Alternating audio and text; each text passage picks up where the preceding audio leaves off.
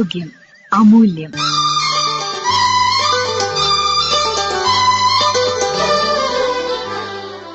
Medical മേഖലയിൽ റേഡിയേഷന്റെ ഉപയോഗങ്ങൾ, ഇതേക്കുറിച്ച് സംസാരിക്കുന്നു കോഴിക്കോട് മെഡിക്കൽ കോളേജിലെ ക്യാൻസർ റേഡിയേഷൻ വിഭാഗം associate professor doctor Sushma P. Medical, research, industry എന്നീ മേഖലകളിൽ റേഡിയേഷൻ വളരെ പ്രാധാന്യമുണ്ട്. ഇവിടെ റേഡിയേഷൻ മെഡിക്കൽ മേഖലയിൽ എങ്ങനെ ഉപയോഗിക്കാമെന്ന് നോക്കാം. 1895 WC റോൺജൻ്റെ എക്സ്റേ കണ്ടുപിടുത്തത്തോടു കൂടെയാണ് മെഡിക്കൽ മേഖലയിലേക്കുള്ള റേഡിയേഷൻ്റെ കടന്നുകയറ്റം. 1895 ക്രിസ്മസിന് 3 ദിവസം മുമ്പ് റോൺജൻ തൻ്റെ ഭാര്യയുടെ കൈയിൻ്റെ ചിത്രം ഒരു അൺനോൺ രശ്മി ഉപയോഗിച്ച് എടുത്തു. അപ്പോൾ കൈക്ക് പകരം അതിനുള്ളിലെ എല്ലുകളുടെ ചിത്രമാണ് ഫിലിമിൽ പതിഞ്ഞത്. കൂടെ വിവാഹമോതിരത്തിൻ്റെ ചിത്രവും കൂടി.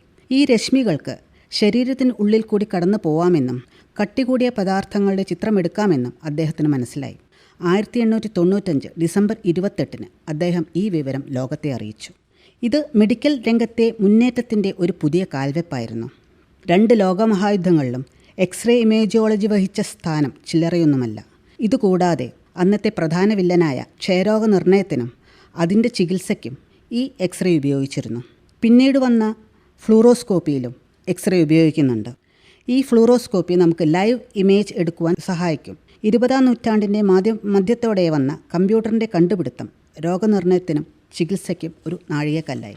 എക്സ്റേ, ഇമേജിംഗ്, കമ്പ്യൂട്ടർ എന്നിവ ചേർത്ത് ഒരു പുതിയ ശാഖ തന്നെ ഇതിലുണ്ടായി.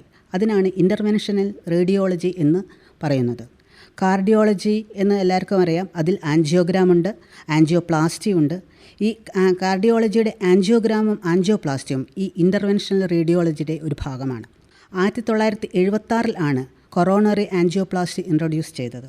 അതിനുശേഷം 1970 മൈമോഗ്രഫി, 1972 CT എന്നിവ നമ്മുടെ മെഡിക്കൽ മേഖലയിൽ ഉണ്ടാക്കിയ വിപ്ലവം ചെറുതൊന്നുമല്ല. ഇപ്പോൾ സാധാരണ എക്സ്റേ ഫിലിം കൂടി നമുക്ക് കിട്ടുന്നില്ല. അതിന് പകരം വരുന്നത് ഡിജിറ്റൽ ഫിലിമാണ്. ആ ഡിജിറ്റൽ ഫിലിമിൽ ഉണ്ടാകുന്ന ഡിജിറ്റൽ ഇമേജാണ്. ഈ ഡിജിറ്റൽ ഈറയിൽ 3D, 4D എന്നീ ഇമേജ് വരെ ഉണ്ടായിട്ടുണ്ട്. റേഡിയേഷൻ രോഗനിർണയത്തിന് മാത്രമല്ല, ചികിത്സാ രംഗത്തും നല്ലൊരു പങ്കാണ് വഹിക്കുന്നത്. ഇതിൽ പ്രധാനമായും 2 വിഭാഗങ്ങളുണ്ട്. ഒന്ന് റേഡിയോ തെറാപ്പി, രണ്ടാമത് ന്യൂക്ലിയർ മെഡിസിൻ. ന്യൂക്ലിയർ മെഡിസിൻ ചികിത്സ കൂടാതെ അവിടെ രോഗനിർണയവും നടത്തുന്നു. പെറ്റ്, സ്പെക്റ്റ് എന്നിവ ഈ രോഗനിർണയത്തിന് ഉപയോഗിക്കുന്നുണ്ട്. ഇവിടെ നമുക്ക് കിട്ടുന്നത് ലൈവ് ഇമേജാണ്. എക്സ്റേ കണ്ടുപിടുത്തത്തിന് ശേഷം ഇത് രോഗനിർണയത്തിന് മാത്രമല്ല ചികിത്സയ്ക്കും ഉപയോഗിക്കാമെന്ന് കണ്ടുപിടിച്ചു.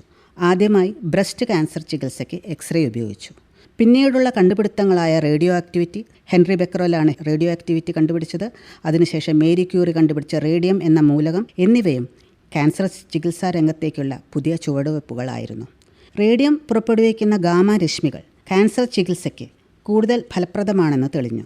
20-ാം നൂറ്റാണ്ടിൻ്റെ ആദ്യപാദത്തിൽ ഒരു ഉപാധികളുമില്ലാതെ റേഡിയേഷൻ്റെ ഉപയോഗം ഗുണത്തേക്കാളേറെ ദോഷമാണ് ചെയ്തത്.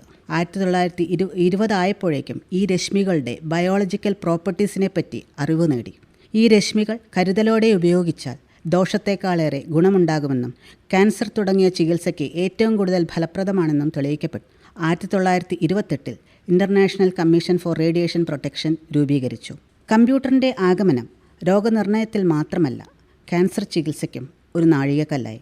റേഡിയേഷൻ ചികിത്സ കൃത്യമായ അളവിൽ കൃത്യമായ സ്ഥലത്ത് കൊടുക്കുവാൻ പുതിയ ടെക്നോളജിക്കുള്ള സ്ഥാനം ചെറുതൊന്നുമില്ല. ഈ ഗാമ റേഡിയേഷൻ കൂടാതെ എക്സ്റേസും കൂടി നമ്മൾ അർബുദ രോഗത്തിന് ചികിത്സയ്ക്കായി ഉപയോഗിക്കുന്നു. അർബുദബാധയുള്ള കോശങ്ങളെ മാത്രം കൊല്ലുവാനും മറ്റു ഭാഗങ്ങളിൽ റേഡിയേഷൻ്റെ തോത് കുറയ്ക്കാനും ഇപ്പോൾ പുതിയ ഉപകരണങ്ങൾ സഹായിക്കുന്നു. കൂടാതെ പുതിയ തരം റേഡിയേഷനുകളും, അതായത് പാർട്ടിക്കിൾ റേഡിയേഷൻ, ആൽഫ റേഡിയേഷൻ ഉണ്ട്, ബീറ്റ ഇലക്ട്രോൺസ് ഉണ്ട്, പ്രോട്ടോൺസ് ഉണ്ട്. ഇവയെല്ലാം ചികിത്സയ്ക്ക് ഉപയോഗിക്കുന്നു. ഇപ്പോൾ കൂടുതൽ കൃത്യതയോടെ രോഗനിർണയവും ചികിത്സയും നൽകാൻ ഈ പുതിയ ടെക്നോളജിക്ക് കഴിയുന്നു. ഈ മേഖലയിൽ ഇനിയും പുരോഗതി ഉണ്ടാവുമെന്ന് ഉറപ്പാണ്. മെഡിക്കൽ മേഖലയിൽ റേഡിയേഷന്റെ ഉപയോഗങ്ങളെക്കുറിച്ച് സംസാരിച്ചത് ഡോക്ടർ സുഷമ പി.